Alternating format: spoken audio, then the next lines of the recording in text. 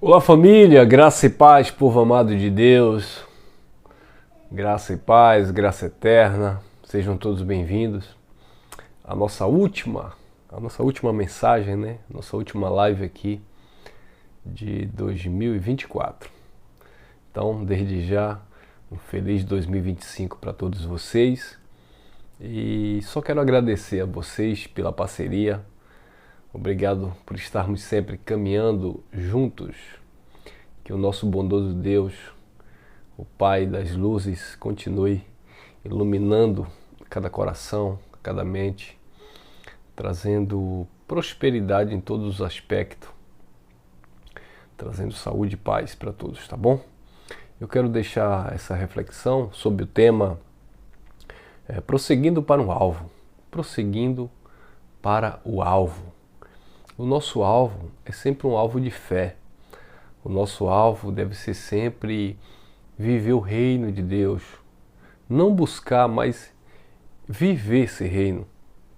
Desfrutar desse reino. O reino de Deus é uma revelação no nosso espírito. É estar sujeito, submetido, subalterno ao governo desse Deus bendito eternamente. Mas para vivermos esse reino, é necessário termos em mente, né, esse objetivo, esse alvo, esse foco. Trabalhar em cima disso. Confessar esta palavra, desenvolver esta palavra e viver nesta palavra que é digna de toda aceitação. O apóstolo Paulo, ele teve uma transição do judaísmo não para o cristianismo, que o cristianismo nós sabemos que é uma religião romana. O apóstolo Paulo, ele teve uma transição do judaísmo para viver o reino de Cristo, para viver como um cristão, para viver de fato o evangelho da graça de Deus, tá?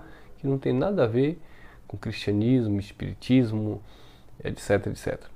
Então Paulo, ele deixou a religião judaica, mosaica, né, que era exclusivamente para aquele povo dentro daquela época, e foi vocacionado, chamado pelo Cristo ressuscitado para viver agora em novidade de vida. Viver agora a lei do Espírito de vida em Cristo Jesus. Então ele teve que abrir mão de muitas coisas, sabe? Ele teve que lançar fora, deixar para trás muitas coisas. Então, já que o ano de 2024 está se passando, que venhamos fazer essa reflexão. O que é que eu tenho que deixar para trás? Deixar fora da minha vida agora nessa caminhada em 2025. Né? Então, é necessário a gente fazer essa reflexão. E Paulo disse assim, Filipenses capítulo 3, versículo 12. Não que eu já tenha alcançado, ou que eu seja perfeito, mas vou prosseguindo para ver se poderei alcançar aquilo para o que fui também alcançado por Cristo Jesus. Então, Paulo disse, eu fui alcançado para alcançar. Coisa interessante, né? Paulo diz, eu fui alcançado para alcançar. Ele foi alcançado por Cristo para alcançar uma perfeição. Não que ele tivesse chegado a essa perfeição, mas ele disse, uma coisa eu faço. Prosseguindo para ver se poderei alcançar aquilo para o que fui também alcançado por Cristo Jesus. Então, nós fomos alcançados por esta palavra. Nós fomos alcançados por esta revelação. Nós fomos alcançados por esse reino. Nós fomos alcançados pela mensagem desse Cristo ressuscitado. Nós fomos alcançados para alcançar algo, para viver dentro desta vocação. Nós fomos alcançados para alcançar esta perfeição que há no Senhor. E o que é a perfeição, irmão Elcio? Paulo disse em Colossenses 3,14 que o amor é o vínculo dessa perfeição. Então, para estarmos perfeitos nele, Colossenses 2,10, é necessário desfrutarmos da plenitude desse amor. É entender que o amor de Deus, como disse o próprio Paulo, nos traz constrangimento. Porque não é por merecimento, dizia ele. Não é porque eu mereço, não é porque eu conquistei, é porque Ele quis me amar. Então quando eu alcanço esse amor de Deus, quando eu me sinto alcançado por esse amor de Deus, eu agora posso alcançar a perfeição, vivenciando, desfrutando e, naturalmente, distribuindo esse amor genuíno da parte do Pai. Amém? Deixa teu like aí, obrigado vocês aí nos comentários. Se você ainda não é inscrito, se inscreva aí no nosso canal e vamos que vamos, fortalecendo ainda mais a nossa caminhada, alcançando outros patamares para que a palavra também corra e seja glorificada, tá bom?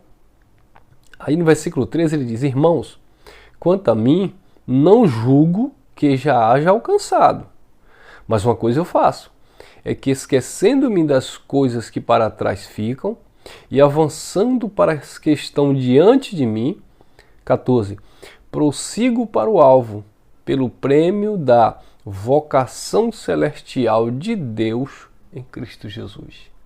Não que eu já tenha alcançado. Ou seja, havia em Paulo uma determinação, uma busca constante. Havia em Paulo um progresso. Havia em Paulo uma ação. É isso? As pessoas falam muito de oração. Oração profética na virada do ano, oração. Mas ora, e a ação? A ação é que vai determinar. É você agir em cima daquilo que você crê. E Paulo ele agia, ele disse: não que eu tenha alcançado, mas uma coisa eu faço. Eu busco isso. Eu esqueço das coisas que ficaram para trás e eu avanço para as coisas que estão diante de mim. Sempre em busca desta conquista, desse prêmio, desse galardão que é aqui em vida. Sabe? É o reinar em vida, é viver uma vida em abundância, é desfrutar do reino de Deus, é ser transformado e transformar também as pessoas por meio desta palavra. Agora, em alguns versículos anteriores aqui é interessante que no versículo 6 em diante, ele diz assim: quanto ao zelo, persegui a igreja, ele falando quando esteve no judaísmo. Né? Se a gente for pegar aqui o contexto da fala dele, no versículo 4 em diante, diz assim: se bem que eu poderia até confiar na minha carne, ou gloriar-me na minha carne. Se algum outro pode confiar na carne, ainda mais eu. Aí ele vai dizer o contexto que ele viveu no judaísmo, né? Circuncidado ao 8º dia, da linhagem de Israel, da tribo de Benjamim, hebreu de hebreu, quanto à lei, fui fariseu. Quanto ao zelo, né, que há na lei, persegui a igreja. Quanto à justiça que há na lei, fui irrepreensível. Ele viveu, né, com todo sua dedicação à lei. Agora o versículo 7. Mas o que para mim, não era para Deus, era para Paulo. Mas o que para mim era ganho, era lucro, passei a considerá-lo como perda por amor de Cristo.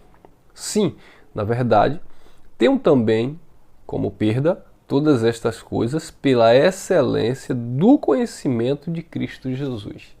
Olha que coisa, né? Meu Senhor, pelo qual sofri a perda de todas estas coisas e as considero como refúgio para que possa ganhar Cristo, ou como esterco. E engraçado que Paulo disse que ele, pela qual sofri a perda de todas estas coisas. O que isso significa? Significa que houve na vida de Paulo uma decisão de renunciar. Perda fala de renúncia, é abrir mão de algo que você está apegado. Então o que acontece, irmão? Muitos dos irmãos que acompanham o Evangelho da Graça têm uma ideia de que na graça de Deus é uma licenciosidade, é uma porta larga, que não requer nenhum tipo de esforço, né, de abrir mão de alguma coisa, de perder algo. E não é bem assim, irmão. Todos nós, na verdade, temos que rever os nossos conceitos, porque o Evangelho da Graça é algo que trata muito do nosso espírito, mas que naturalmente vai refletir na nossa vida. E o problema é que as pessoas estão espiritualizando muito a graça, deixando o lado natural da vida, né, as responsabilidades, e atribuindo tudo a questões espirituais. A graça de Deus é um favor imerecido. Aquilo que Cristo fez na cruz, de alguma forma, recaiu sobre nós, o efeito da sua obra, remindo os judeus dos seus pecados, tirando os judeus de debaixo da maldição da lei, mas atraindo os não-judeus ou os gentios. Hoje não há mais o Israel físico, o Israel do judaísmo, né, dos judeus, mas o Israel que Deus olha hoje é o Israel espiritual, essa família composta de gentios e judeus, que para ele não existe mais gentios e judeus. Mas só para clarear melhor. Então nós somos filhos de Deus. E como filhos de Deus, Paulo falou aos Efésios, capítulo 5, que nós devemos andar em amor como ele nos amou. Então é necessário entender que muitas coisas em nossas vidas nós vamos ter que abrir mão. Vamos sofrer a perda. Paulo teve que fazer isso, né? E o problema é que muitas pessoas acham que não, eu já conheci a graça, eu não tenho comprometimento nenhum com o templo ou com o pastor, tal, mas eu tenho comprometimento com o reino. E o reino lida com pessoas. O reino, a obra de Deus, Cristo fez na cruz. Agora, essa continuação na vida é através dos filhos. Como assim, irmão Elcio? No que tange o plano espiritual? Não, tudo perfeito, tudo consumado. No que tange a manifestação desse reino aqui na terra. Esse reino precisa ser glorificado e ele será glorificado na vida ou pela vida dos verdadeiros adoradores, que adoram o Pai em espírito e em verdade. Que nós somos a manifestação desse reino aqui na terra. E muitas vezes vamos ter que sofrer a perda de muitas coisas, do meu eu, do meu ego. Para quê? Eu preciso considerar isso tudo como esterco para que eu possa ganhar a Cristo. Viver a mensagem do Cristo. No versículo 9 ele diz: e seja achado nele, não tendo como minha justiça a que vem da lei, mas a que vem pela fé em Cristo, a saber, a justiça que vem de Deus pela fé. E aí, nos versículos 12 em diante, é o que nós acabávamos de ler anteriormente.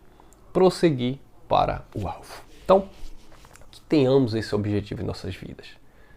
Esse alvo, esse foco, sabe? Essa graça, essa busca, sabe? Esse encontro verdadeiro com esse Cristo ressuscitado, com esse Deus que vive sobre as nossas vidas, sabe? Sem religiosidade, mas também sem essa carne ativada que muitas vezes arranca de nós essa sensibilidade de desfrutar do reino de Deus, tá bom? Então, fica aqui com essa reflexão como última mensagem de 2024 e ano que vem estaremos juntos para mais uma caminhada de fé e prosperidade no reino de Deus. Fui, graça e paz, beijo no coração, feliz ano novo e até a próxima.